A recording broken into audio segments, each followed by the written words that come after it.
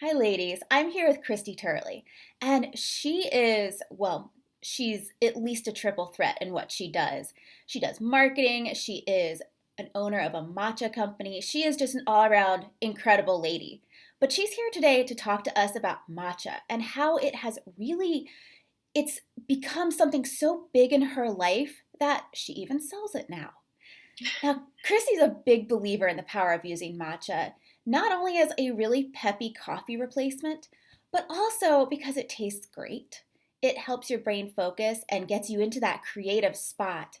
And it even can impact your metabolism, which, hey, why not, right? That all sounds good to me. So, Christy's going to share really why matcha is such a big deal to her and why you might want to consider adding it to your day as well. So, let's start off. For those who don't know, what is matcha? Great question. I get asked that all the time, and people wonder also about the pronunciation. It is matcha. It's not matcha. It looks like matcha, but it's matcha. And it's a green tea powder. So it is green tea. It's from the tea plant. And what makes it different from regular green tea that you've probably gotten in a bottle is that green tea is brewed.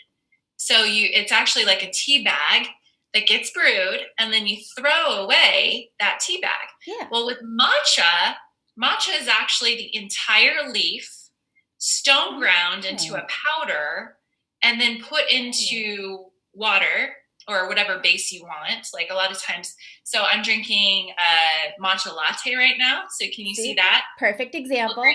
Green color. So the green tea you're probably used to seeing is yellow. Yeah. And it's like pretty clear. This is more opaque and it's green, and it's because you're drinking the entire leaf. You actually stir that entire like leaf powder into your drink. And then what ends up happening is it's actually 10 times more potent than regular green tea. Now that doesn't mean like caffeinated wise. It means the nutrients. Yeah. So the antioxidants, the nutrients, the catechins, which helps our metabolism. It's like drinking 10 cups of green tea for that nutrient dense, possibility, but just in one cup. But you don't also have the caffeination. That would be like nuts. 35 milligrams of caffeine. So it's really a lot less caffeine than you would say get in coffee. Yeah. But what is great is it doesn't give you the jitters like coffee does. Amazing. It's a steady energy that will last 4 to 6 hours, and there's no sudden drop off. So like the problem with coffee, like I've never really been a coffee drinker. I've been a diet soda addict, but I know a lot of coffee. It's my vice. Well, it's pretty much the same thing, right? Yeah. You have jitters. You drink it to try to get more focused or try to get more energy, and you end up just feeling a little bit jittery, especially if you drink too much of it. And then you have a crash. Yeah. And matcha, you don't experience that at all. It's just like this steady, calm energy because of the l-theanine and some other things, geeky things if you want to get into science. But basically what you need to know is it has a much more calming effect, but it still gives you the alertness. So it's like a calm, alert feeling. It's nothing like you've ever experienced. I mean, it sounds awesome. And then you think, so why isn't everybody drinking matcha then? What is this barrier that makes coffee pretty much the number one drug in America? Well, it's funny. I think it's just culture. Culturally, in Western society, we're coffee drinkers. Well, you go over to Asia and China and Japan, and they're tea drinkers. Yeah. And so, and actually, that's where I was able to discover matcha was in Japan. Tell us about how you discovered it. That's so cool. Yeah, so it's kind of a funny story. Probably, I guess it's been 8 years now. I was at a conference, and this lady approaches me, and she's like, "Yeah, I want you to try this matcha." And I was like, "Okay," like, oh, it's very whatever. green. I'm like, and I just took it home and I put it on a shelf, and I didn't really give it another thought. I just thought, matcha, whatever. Yeah. I don't know what that is. I've never heard of it. And, and then fast forward 7 years later, I'm visiting my brother with my husband. My husband and I fly over to Japan to visit my brother who's in the Navy, and he's stationed in Japan on a battleship. And we notice that everything is matcha. They have matcha ice cream, matcha Kit Kats, matcha Oreos, Oh my gosh. matcha chocolate, matcha frappuccinos like at Starbucks, which you can get here too. Yeah. It's just not, it hasn't, it's becoming more popular here, but it's really for people that are in the know or have gone to Asia or really know what it is. Yeah. And yeah, I think green tea is pretty popular here. Like people know what that is, especially if they're tea drinkers. But matcha is just something for some reason. It's still mysterious to people. Well, I think there's something a little bit scary to some people about the very greenness and the thickness. And it's not, I think might be, oh my gosh, this is so different. Now, I happen to like the beautiful green part of it, but some people might go, ooh. Yeah, some people are worried about the taste. And so if you've ever had green tea, like even like the Arizona brand green tea, most people are familiar with, it has that flavor, that subtle flavor to it. But it's definitely more rich. And for people who are beginners, a lot of times what they'll do is they'll add a little bit of the matcha powder to, say, their morning smoothie. Yeah. And it just gives it a little bit of a tea flavor to it, but it's not scary, right? It's a little more approachable. And like for me, how I like to drink it, like how I prepared for this meeting, because it's the end of the day and I'm like, I need a little bit of a pick-me-up, and it's not something that's going to keep me up at night. So it's great. But I put some coconut milk in it. So I put, I heated up some water, put like 2 teaspoons of matcha powder in it. And then I also warmed up some coconut milk, and you can use any kind of milk, almond milk, dairy milk, whatever. I just like the flavor of the coconut, the sweetness and the nuttiness of it. And then I added stevia. And so it tastes so good. You could try some at Starbucks. Of course I want you to try Epic Matcha, but you could go into Starbucks and be like, hey, I want to try a matcha latte and see what it tastes like. The thing about the matcha Starbucks, though, they add cane sugar to it. So they actually pre-mix it in with their powder. So just so you know ahead of time. That one's not healthy, guys. No, it's not. But it's not good at all. You can at least get the taste of it. And that's why. You don't want to spend $5 at Starbucks to get the same thing that you could make at home for like 75 cents. Exactly. And, if you are a morning Starbucks person, go for it. Try it just as a different one. But we're also going to hear about Christie's ritual with this. But first, we figured out how you've discovered it. And obviously now you are a huge fan. Tell us how you went from being like matcha, and then now you're just like, heck yeah, matcha. Why do they want to actually sell this stuff? Yeah, like why are you selling this? That's a huge leap from drinking to saying okay, I actually want to open up a business about this. So, the reason I fell in love with it really is because of this idea of the traditional Japanese tea ceremony. Like some of you may have seen this at, say, your local friendship garden, your Japanese friendship garden. Like they do these tea ceremonies as just kind of like a public display sometimes. But it's really been a closely guarded secret of these Japanese tea masters. And it started out in the 13th century, and they still do it today. And it's a very precise ritual, and there's a lot of symbolism to it, and it's very meditative. If you ever get the chance to watch one, it's actually a very calming and meditative experience. But the reason why I bring that up is because Zen Buddhist monks were the first to discover this back in like the 1100s, and they discovered it for its meditative properties, the ability for you to be able to focus and have awareness. Samurai later on drank it before battle, and as like a high-achieving woman, we're like battle every day, right? Heck yeah. If it works for a samurai, that might work for me. Right, exactly. And I just feel like today we are going to battle every day. Yeah. The world is so fast-paced. Oh my gosh. It can swallow you whole, and for people like me who tend to be perfectionistic, and just having so many things to do, or so many things that you want to do, even you don't need to do them, but you want to do them because they improve something in your life or improve yourself or the lives of those around you, right? You're in good company with this group. I know.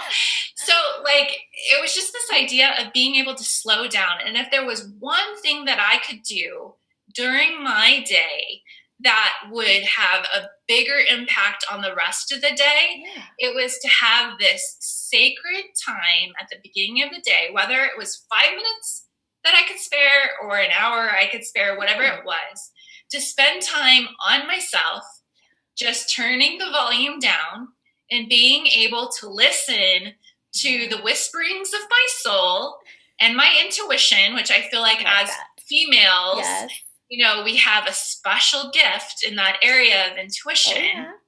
And when we listen, the thing is, if you're so busy doing things, it's too noisy.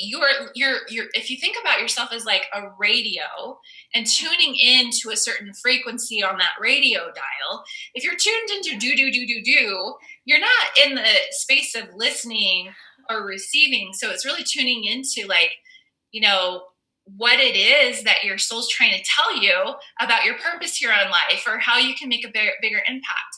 But I just noticed, because matcha has the ability to light up your brain, like your brain's alpha waves, and help you have creativity and concentration. So even if all you did was that, you would have a better experience during the day. But if you then took that idea of the meditation or the tea ceremony and actually had something around it where it became a morning ritual for you to get prepared for your day, that's why I loved it. That's what I wanted to bring to the world, was that entire experience of, being able to not only light up your brain, but also light up your soul. Yeah. And what that ripple effect would mean. Like in your day, I'm obsessed about this idea of these small and simple things that you can do that compound over time, right? Yes. It's like these little stitches in a fabric. Every day you're making these stitches, right? Your days are made up of moments. Your life is made up of these days. And just by spending 5, 10, 15 minutes, whatever you have to spare in the morning, you are going to be a better person for it.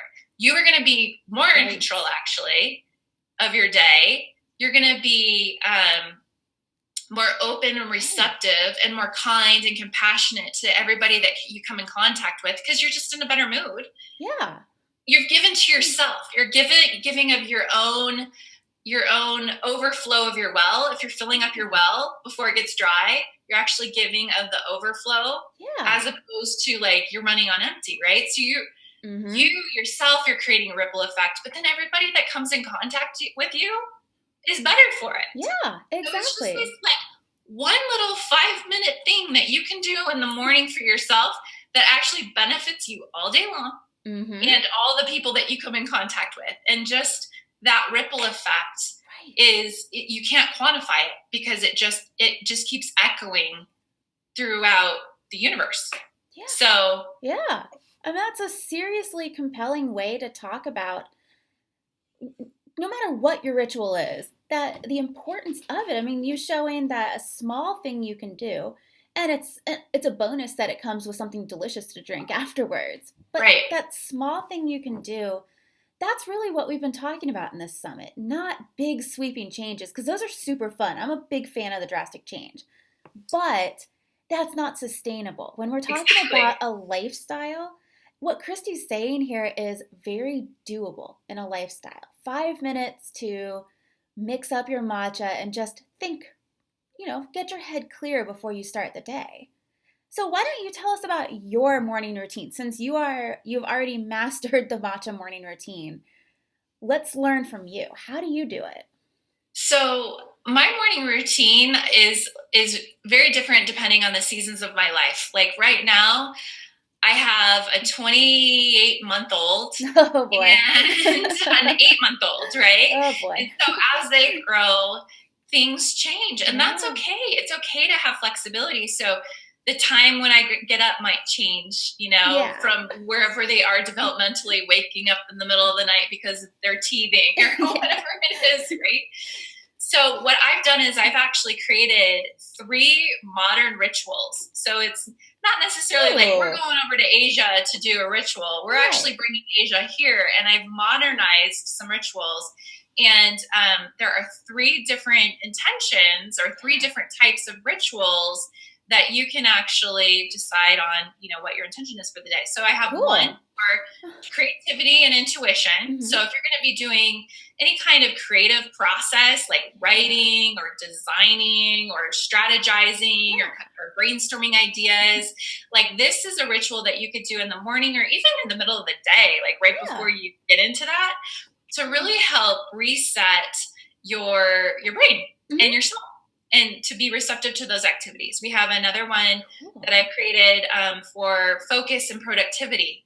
So bringing the samurai to mind, or the woman warrior to mind, like to get in go mode, right? Yeah.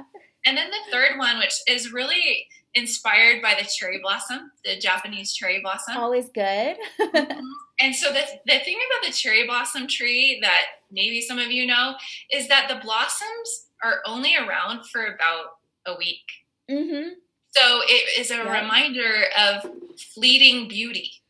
We call it extreme tourist to season. 30s and 40s, I feel like, and even 50s and 60s, like it's a good reminder to have self-acceptance, love, self-compassion. So if you're feeling like you're a little dry in your well, like yes, which happens, overgiving, it happens. This is a good way to really fill that well up again. Yeah. But you can also be creative in your ritual. For example, I just go with what is happening as well. So like my daughter, she needs some coaxing in the morning sometimes to eat her oatmeal. Oh. And so I've made it a part of my morning ritual to help her eat her oatmeal. Yeah. And when she eats her oatmeal, we have made it fun, and we dance to Celebration. Cool in the game. And she loves it. Okay, she's 2.5, So she will bust a move and we'll have a dance off. And like, I've just made that actually part of my routine and my morning ritual. And it's something that I love, because one of the greatest things, if you can incorporate it into your ritual, and this is part of our rituals too, is incorporating movement. And just the body flowing. Yeah. It doesn't have to be like a formal, like I'm going to go to yoga class or I'm going to go Pilates, but what could 5 minutes just dancing like crazy, like a 2-year-old do for you? It just adds an element of play. I love it. Finding your inner 2-year-old is something we could do more often. And, many out there have their own 2-year-old to inspire them. But seriously, okay, so after that, then I go and I make my matcha. And I have a certain way of doing that. And then I go into meditation, and I have a certain way of doing that. And I know a lot of people are like I resisted meditation for so many years. So many years, because you don't have time, can't sit still. Well, and the other thing is, I think it was just the way that I was brought up. It was like your emotions, your feelings don't count, you go into thinking mode, more of like a masculine side of things. Right. And so, I just thought meditation, that just sounds so woo, or so like, why would I need that? Right. Like, it doesn't even make sense. And now I'm like the biggest cheerleader for it, because like I was probably the biggest opponent to it. I remember being in a business meeting at one point, and it was like this hot seat where people could give you advice about a challenge that you were having. And I was sharing this challenge, and it's my mastermind that I'm a part of. I can be really vulnerable there. Yeah. And I was just sharing this challenge. And I remember saying, if anyone tells me to meditate, I'm going to punch you. The absolute opposite of a meditative personality. I used to be like that too. It's the last thing I want to hear, but like, it's like, it's been such a growth experience for me, and it's opened up more talents and gifts and abilities than anything else that I've ever done. And that sounds so weird that like meditation could do that for you. But But meditation your way. Not, you don't have to sit on a mountain. not to be Right. and like it's your way. Right, exactly. Exactly. And that's what I am actually advising as part of this ritual is like, here's a way that you could modernize, and have a very like cool ritual that feels good to you. And here are some ways that you can customize it to you. Just like I mentioned with the toddler dancing. Yeah. It doesn't have to be so rigid and so like, okay, we're going to go into, Right. I mean, that's, I think probably we're going to find half and half in this crowd when it comes to the idea of meditation, where those who've discovered it and loved it, those who the very idea, like us, we were just like, I don't have time for that. That is woo-woo. And sometimes if you think about it just as thinking time or just quiet time, I found that a little bit more palatable, just as thinking time, because my brain does not stop. Even in my best meditative moments, it does not slow down. And, thanks anxiety. But it's, it takes practice. It really does. Yeah, it does. So now how do you go about making the matcha? Okay, so there's a variety of ways that you can make it. So probably the best way to do it for a beginner is to add it to your smoothie. You can add 1 or 2 teaspoons to your smoothie. And if you're already drinking smoothies, that's really easy. You can also add it to your green juice. I mean, it's like filled. Yeah. It's awesome. So yeah, it's a plant, so it can go right into your green juice. I'm just thinking about easy ways for people to incorporate it. And then the latte method that I mentioned. Yeah. But the simplest way is just to add it to water. I mean, you could drink it straight up. It's kind of like black coffee. You don't add any sweetener or dairy or anything. Yeah. You could drink it straight up. Now, to most people, that might not be very palatable. Yeah. Just because it does have a little bit of a bitter taste to it, much like coffee does. Yeah. It's just taste. Or green tea even has a little bit of that. So that's right. Yeah. It's very vegetal in flavor. So I like adding stevia or something like that. Yeah, stevia kind of helps everything. I add stevia to my coffee. And, over the years, I've gotten with my, I pretty much have a stomach of steel and I mainline coffee. So over the years, I've gotten a little bit better about, now back when I started working, it was like creamer and, like 5 stevias. And then now it's like 2 of them. And your tastes kind of adapt. So, over time, you might like straight up matcha over time. So the other way that I've been drinking it just lately is kind of just an invention based upon a blog that we had written inspired by a customer, actually, who's a nutritionist. And she was a big fan of Bulletproof coffee, Dave Asprey. Yeah.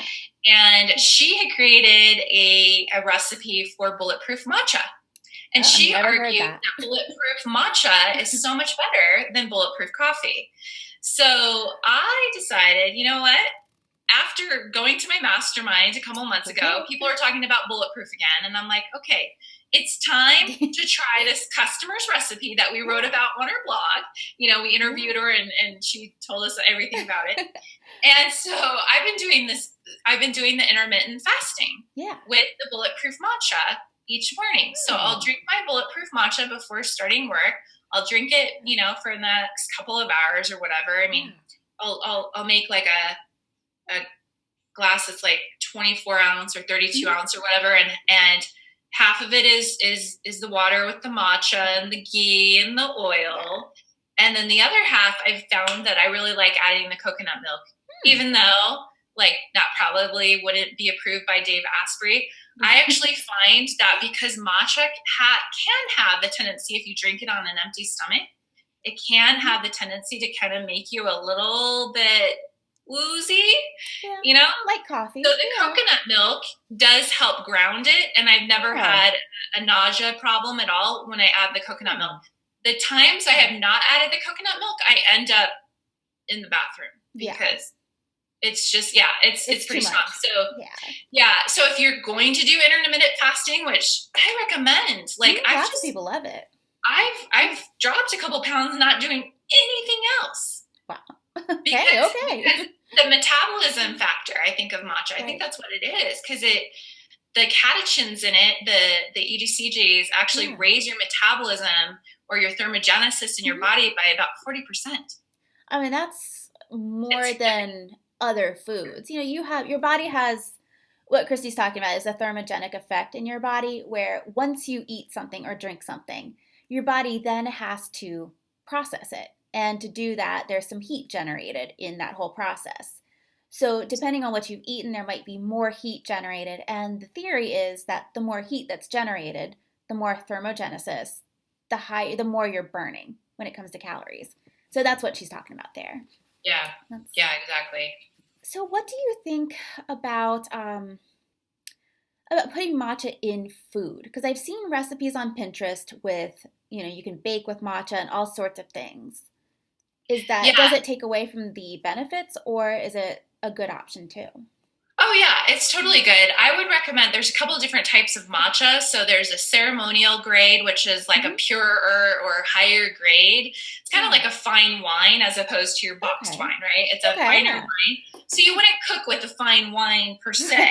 Right. So the ceremonial grade is really great for just drinking straight up. And then the culinary grade is the grade that I would recommend, adding to pretty much any recipe.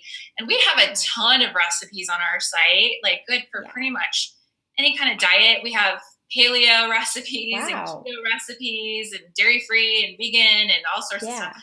And the site is linked in your notes there, everybody, to go to Epic Matcha so you can see that. There's a lot of really good recipes there. And I love it. In Japan, they were adding it to everything, to their sweets, to their ice creams and all that, right?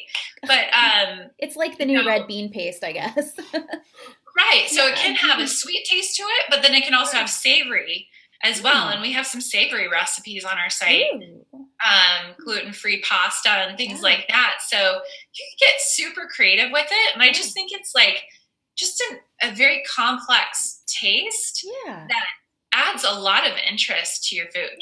I mean, it sounds like it would be really good if that savory part appeals to me, because it's evening right now for us.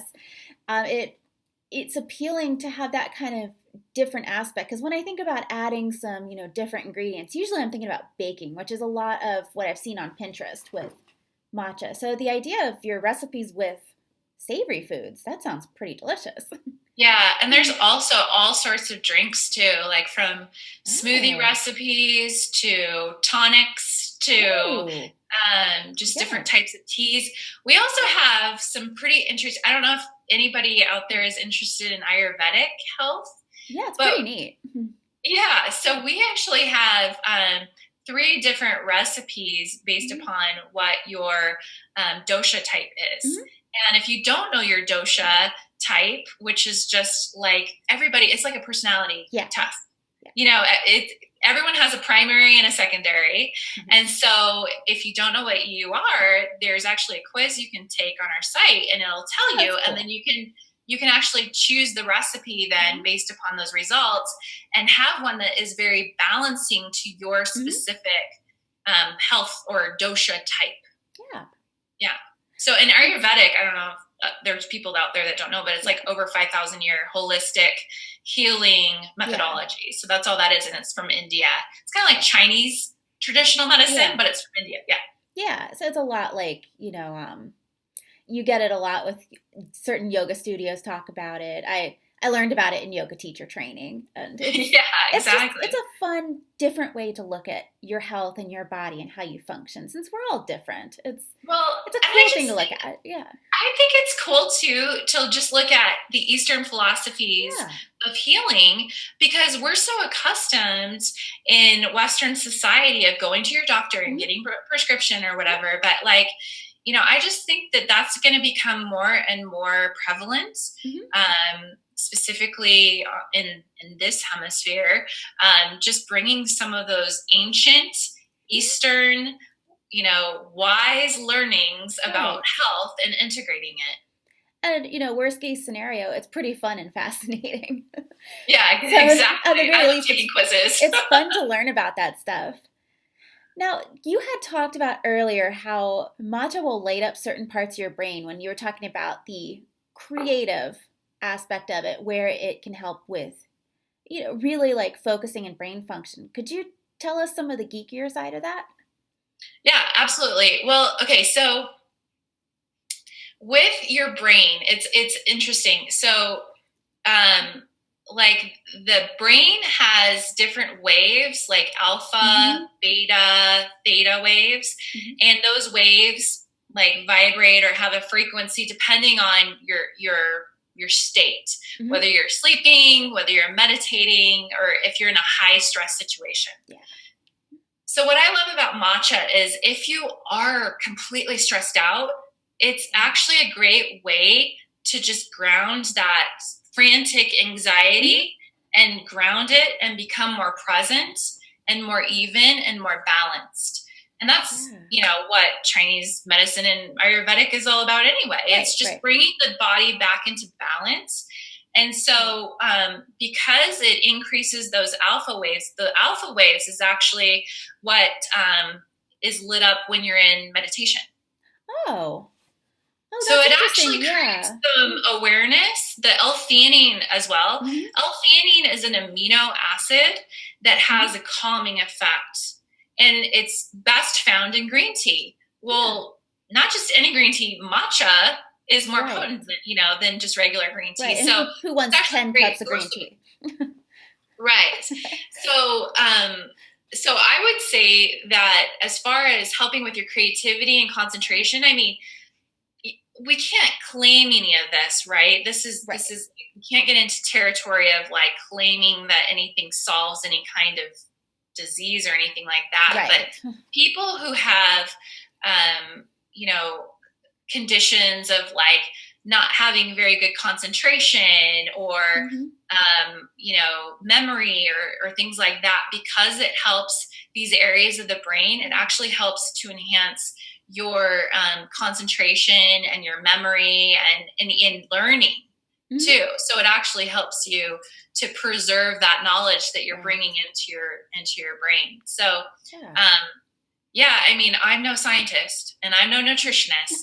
I just know what I've read, and I Right. geek out about the science as much as I do all the other, like, Yeah. intangible benefits, of course. But I tend to have this personality where I like things to be proven, and Yeah. Me too. I like to have my evidence. Yeah. And if I'm going to drink it, whether I like it or not, I want to, Yes.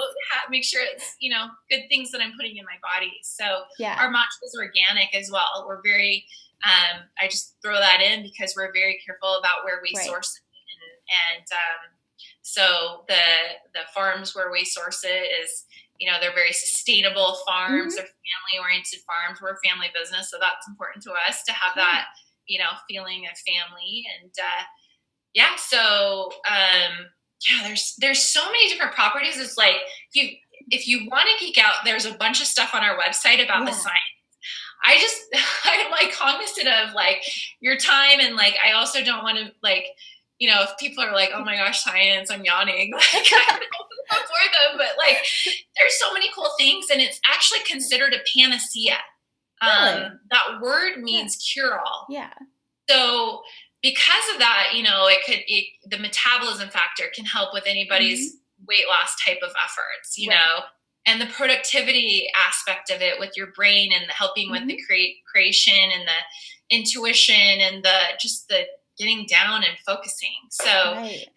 there's just so many things that it can help with. It is truly miraculous and Yeah. mysterious at the same time. Like I still don't understand all of it, like, Right. but yeah, if you do your homework, you'll see exactly why. The alkalinity too, for people who Mm-hmm. are very concerned about having an alkaline diet, Mm-hmm. matcha is 9 on the pH scale. And Oh. coffee is actually, I think, like a 4 or a 5. Yeah. Tap water is 5. And the thing about the pH scale, it's like the Richter scale, like earthquakes, Mm-hmm. it's a compounding effect. So when you go from 5 to 6 on a scale, it's 10x. Right. It's 10x the effect. So when you're going from 5 to 9, that's like 10,000% higher alkalinity. So it is. I mean, you still want to drink all your water that you need. Yes, it doesn't replace water for hydration purposes. Right. But the alkalinity is super high. So it really does help balance out the body in that way too. And because of that, reduce inflammation in the body. Mm-hmm. Yeah. So what is your tip for, well, let's say that for everybody getting off this, they're probably thinking, okay, cool. I want to have a morning routine. I love the idea of this whole, just like ritual. How do they get started figuring out a ritual with this? So let's assume, first of all, yes, they want matcha. How do they then have a ritual that is beneficial and makes them actually feel better for that use of time?